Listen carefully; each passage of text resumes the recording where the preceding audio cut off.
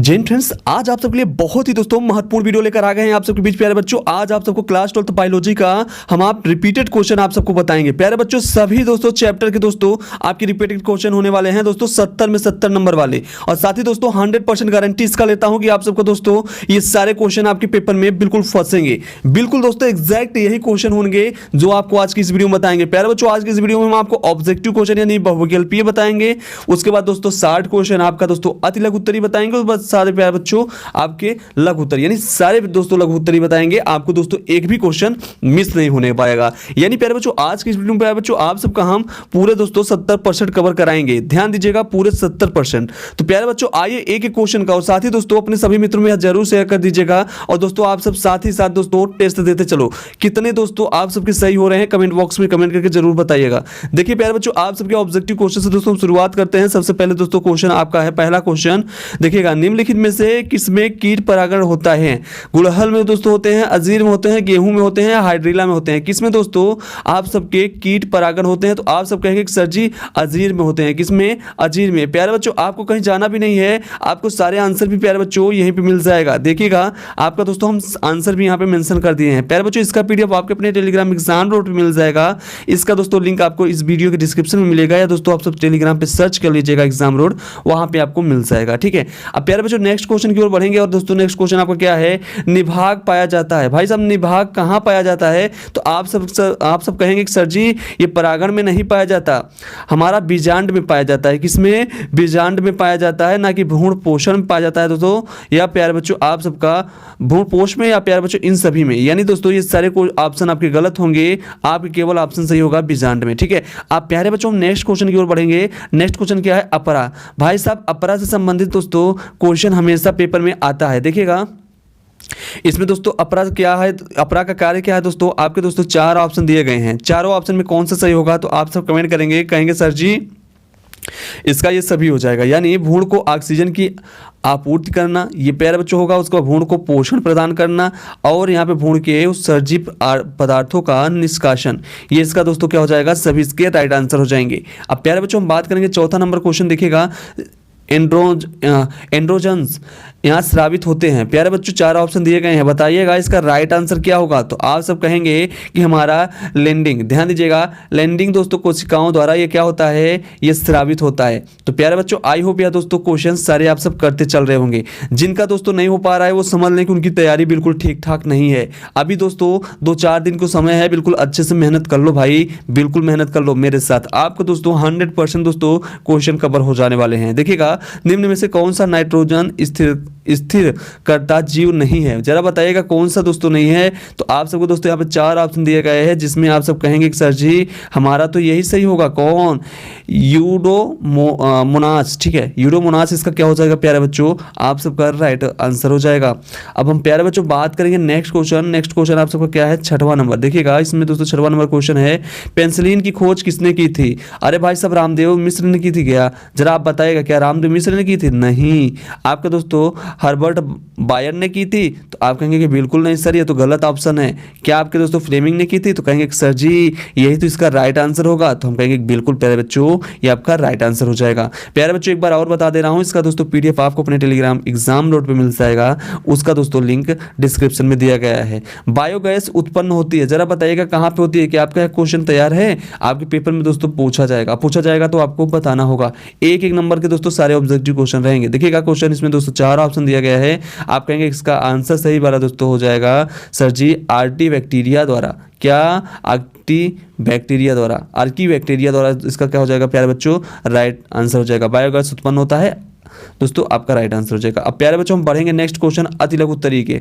यानी प्यारे बच्चों अब अति लघु उत्तरीय वाले सारे क्वेश्चन हम दोस्तों अटेंड करेंगे, जो दोस्तों आप सबके 1-1 से 2-2 नंबर के क्वेश्चन आते हैं, और 1 नंबर में आते हैं, कुछ दोस्तों आपके 2 नंबर में होते हैं। चलो प्यारे बच्चों यहाँ पे देखो पहला नंबर क्वेश्चन है, सिरका उत्पादन में किन जीवाणुओं का उपयोग होता है? जरा बताइएगा किन जीवाणुओं का होता है? तो आप कहेंगे सिरका उत्पादन में एसिटोबैक्टर। ध्यान कौन से? एसिटोबैक्टर एसिड जीवाणु का उपयोग होता है। सभी बच्चे बहुत अच्छे तरीके से याद किए होंगे। नहीं याद किए होंगे भाई साहब यही समय है, याद कर लो, पेपर में पूछा जाएगा तो आपको बताना होगा। देखो प्यारे बच्चों नेक्स्ट क्वेश्चन है, चाय उद्योग में चाय की पत्तियों का किण्वन किस सूक्ष्म जीव द्वारा किया जाता है? क्या आपको याद है? यदि याद होगा तो अच्छी बात, नहीं याद हो तो प्यारे बच्चों चाय की पत्ती का किण्वन माइकोकोकस यहाँ पे कैंडिडेंस द्वारा किया जाता है। ये प्यारे बच्चों आप सबको रट लेना है, बिल्कुल घोर के पी लेना भाई साहब, रट के याद रखना। प्यारे बच्चों एग्जाम में पूछा जाएगा तो आपको बताना होगा। ध्यान दीजिए, अगला क्वेश्चन है प्यारे बच्चों, क्या अगला क्वेश्चन है आपका डीएनए को केंद्रक में मिलाने वाला, यानी डीएनए को केंद्रक में मिलने वाले अम्लीय पदार्थ के रूप में सर्वप्रथम किसने पहचान किया? भाई साहब किसने पहचान किया था जरा बताइएगा। तो आप कहेंगे फ्रेडरिक मिसर। ये दोस्तों 1869 में, ठीक है, केंद्रक से प्राप्त अम्लीय पदार्थ का न्यूक्लिक नाम दिया। क्या दिया था? न्यूक्लिक नाम दिया था। अम्लीय प्रकृति के आधार पर अल्टमान 1800, ध्यान दीजिएगा, 1889 ने इसे न्यूक्लिक अम्ल कहा था। ठीक है, न्यूक्लिक अम्ल किसने कहा था? तो आप कहेंगे सर जी अल्टमान। किसने? अल्टमान। चलो प्यारे बच्चों नेक्स्ट क्वेश्चन की ओर बढ़ेंगे। बैंक क्रॉस से क्या तात्पर्य है? जरा बताइएगा क्या तात्पर्य है। तो आप कहेंगे संतति का किसी भी जनक अर्थात शुद्ध प्रभावी या शुद्ध अप्रभावी जनक से संक्रमण बैंक क्रॉस कहलाता है। क्या कहलाता है? बैंक कहलाता है, बैंक क्रॉस। ठीक है, अब प्यारे बच्चों नेक्स्ट, भाई साहब ये तो क्वेश्चन तो बिल्कुल आप सबके दोस्तों दीर्घ उत्तरी में भी पूछ लिया जाता है। देखिएगा आपके दोस्तों, मेंडल ने मटर के पौधों में कितने जोड़ी विपरीत लक्षणों का अध्ययन किया था? तो सभी बच्चे कहेंगे सर जी सीधे सीधे मार दीजिए। आप दोस्तों ये मारना नहीं है, आपको दोस्तों लिख के बताना है। देखिएगा, और दोस्तों एक एक दोस्तों आपको बताना होगा कितने, एक एक दोस्तों जोड़ी के नाम। चलो देखो यहाँ पे, मेंडल ने मटर के पौधों में निम्नलिखित 7 लक्षणों का वंशागति का अध्ययन किया। अब चलो सातों के हम नाम देख लेते हैं भाई, नाम देख लेते हैं। क्या था? पौधों की ऊंचाई यानी लंबाई और बौना होना। ठीक है, लंबा और बौना होना। दूसरा पौधों का रंग यानी बैगनी सफ़ेद। ठीक है, तीसरा प्यारे बच्चों आपका बीज का आकार यानी गोला भी होता था और झुर्रीदार भी भाई साहब। अगला देखिएगा चौथा नंबर, बीज का रंग क्या होता था? पीला और हरा, है ना। उसके बाद प्यारे बच्चों फली का रंग कैसा? तो हरा और पीला। ठीक है, अगला तो प्यारे बच्चों फली का आकार भाई साहब फूली और सिकुड़ी। क्या? फूली और सिकुड़ी। अगला पुष्प का स्थिति, तो आप कहेंगे कक्षस्थ और अंतस्थ। ठीक है, ये प्यारे बच्चों इसकी स्थिति थी। अब प्यारे बच्चों आई होप अभी आप सब तैयार किए होंगे, नहीं किए होंगे तो प्यारे बच्चों अभी आपके पास टाइम है, अभी आप सब कर सकते हो मेरे दोस्त, अभी आप सब कर सकते हो। देखो प्यारे बच्चों, जनसंख्या विस्फोट से के क्या दुष्परिणाम होंगे? भाई साहब जनसंख्या विस्फोट के क्या दुष्परिणाम होंगे? तो ये आप सब देखिएगा, ये पेपर में पूछा जाएगा, और पूछा जाएगा तो आपको बताना होगा। भोजन, कपड़ा, आवास का अभाव होगा। जनसंख्या बढ़ेगी तो भोजन, कपड़ा और आवास का अभाव मतलब प्यारे बच्चों कमी होगी। ठीक है, अभाव का मतलब होता है कमी, अभाव होगा, क्योंकि बढ़ती हुई जनसंख्या हमारे संसाधन के अनुपात में क्या होंगे? अधिक होंगे ना। तो दोस्तों यदि दोस्तों जनसंख्या ज़्यादा रहेगी, संसाधन जो है वो कम रहेगा, तो हाँ दोस्तों क्या होगी? हमको परेशानी होगी। ठीक है, सर्वाइव करना हम लोगों के लिए कठिन हो जाएगा। अब प्यारे बच्चों नेक्स्ट 7वां नंबर क्वेश्चन देखिएगा, प्राकृतिक गर्भ निरोधक विधि के 2 प्रकार लिखिए, बताइए जरा बताइएगा। तो आप कहेंगे एक सर जी आवधिक संयम और दूसरा है स्तनपान अनार्तक हुआ। ठीक है, अनार्तव। ये प्यारे बच्चों क्या हो जाएगा? इसका 2 आप सबका प्रकार हो जाएगा गर्भ निरोधक विधि का। ठीक है, अब प्यारे बच्चों हम बात करेंगे लघु उत्तरी, जो दोस्तों आप सबका कभी कभी 3 नंबर में, कभी कभी 5 नंबर में। ठीक है, ये दोस्तों दोनों वाले क्वेश्चन हम यहाँ पे कवर किए हुए हैं। ठीक है, सारे क्वेश्चन दोस्तों आपको यहाँ पे कवर हो जाएंगे। देखिएगा क्वेश्चन क्या है, सिंड्रोम पर संक्षिप्त टिप्पणी। भाई साहब आओ कह रहा है अथवा सिंड्रोम क्या है ये आपको बताना होगा। यदि आपसे पूछा जाएगा तो बिल्कुल आपको बताना होगा मेरे दोस्त। देखिए बहुत ही महत्वपूर्ण, किसी रोग के विशिष्ट लक्षणों का समुच्चय ही क्या कहलाता है? सिंड्रोम कहलाता है। ठीक है, देखिए इसमें प्यारे बच्चों क्या दूसरे शब्दों में यहाँ पे कह रहा है अनेकोनेक लक्षणों का समूह जो एक साथ किसी असामान्यत रोग या प्यारे बच्चों विकार का घोतक है, सिंड्रोम कहलाता है। उदाहरण यदि हम बात करें जैसे कि दोस्तों एड्स होता है, एड्स जैसे रोग का अनेक लक्षण होते हैं, इसीलिए इसे क्या कहते हैं? Acquired immune deficiency syndrome. ये दोस्तों एड्स का फुल फॉर्म होता है। हमेशा दोस्तों एड्स का फुल फॉर्म लिखने के लिए पूछ लेता है हमेशा। प्यारे बच्चों ये याद रखिए ना, ये प्यारे बच्चों बिल्कुल रट डालना भाई साहब, ये डायरेक्ट पूछ लेता है। ठीक है, उसके बाद कहा जाता है इस प्रकार के अन्य सिंड्रोम हैं डाउन सिंड्रोम, क्लाइवेफेल्टर सिंड्रोम, और दोस्तों एक्वायर्ड सिंड्रोम, ठीक है, एक्वायर्ड सिंड्रोम। प्यारे बच्चों बहुत ही महत्वपूर्ण क्वेश्चन था, इसको दोस्तों रट के घोर के एकदम पी लेना भाई साहब, एकदम छोड़ना मत इसको।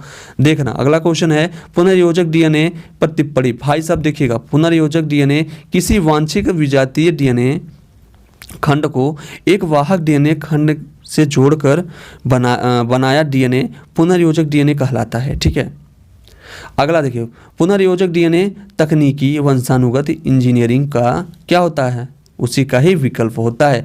अब प्यारे बच्चों देखिए, प्लाज्मिड किसे कहते हैं भाई साहब, मैंने तो पिछले वीडियो में भी बताया था कि प्लाज्मिड वाला भाई साहब छपा हुआ है, हाँ दोस्त छपा हुआ है। प्लाज्मिड किसे कहते हैं, देखो ये प्यारे बच्चों क्वेश्चन है, यहाँ पे जीवाणुओं में उपस्थित मुख्य वृत्ताकार डीएनए अणु के अतिरिक्त व्यवस्थित छोटे अतिरिक्त गुणसूत्रीय डीएनए अणुओं को जिनमें आनुवंशिक चना निहित होती है दोस्तों क्या कहलाता है, प्लाज्मिड कहलाता है, ठीक है।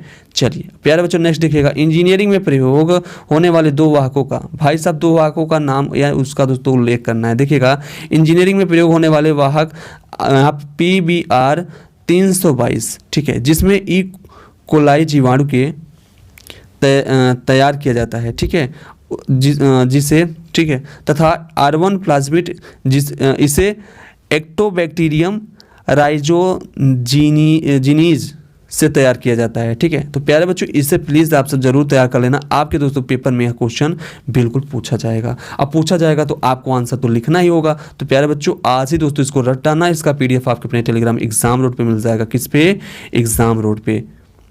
तो प्यारे बच्चों आप सब जाओ तुरंत एग्जाम रोड को बिल्कुल ज्वाइन करके आप सब उसको दोस्तों वहाँ से PDF बिल्कुल निःशुल्क दोस्तों क्या करो, डाउनलोड करो। आप सबको दोस्तों हमेशा दोस्तों फ्री ऑफ कास्ट हम अवेलेबल कराते हैं, हर एक वीडियो को दोस्तों PDF वहाँ पे अवेलेबल कराते हैं। तो प्यारे बच्चों बिल्कुल परेशान नहीं होना है, आप सब जाइए आराम से वहाँ दोस्तों ज्वाइन करिए, पढ़िए। और दोस्तों इस चैनल को भी तुरंत सब्सक्राइब कर लेना, जिससे दोस्तों हर एक वीडियो का नोटिफिकेशन आप तक समय पहुँचता रहे बोर्ड एग्जाम तक। उसके बाद प्यारे बच्चों अनसब्सक्राइब मार देना, कोई दिक्कत नहीं है, बट प्यारे बच्चों बोर्ड एग्जाम तक आप सब पढ़ लो यार, पढ़ लो, ठीक है।